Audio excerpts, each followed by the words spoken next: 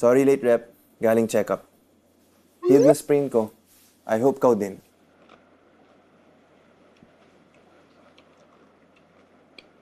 Same. Ano address mo? May isasend akong thank you gift. Thank you, gift?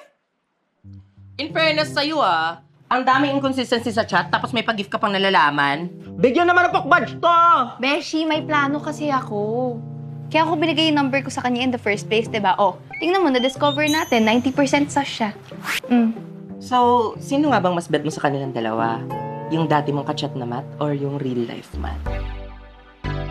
Ano ba, Beshi? Point is, kailangan ko makompronta si Matt sa personal para 100% sure na tayo. Sus, kumpronta. O baka naman bet mo lang makita. Hello, pwede mo namang i-text, i-chat, i-call, di ba? Hello, pag i-chat ko siya, pwede siyang i-coach ng kasabwat niya, diba? O pag sa personal, sure talaga tayo. So, moment of truth na pala ito. Final na. Papunta na tayo sa exciting part. Pero ang tanong, papayag ba si Tito? Yung number one basher yun ni Matt. Kulang ka pa sa smartness. Work on it pa.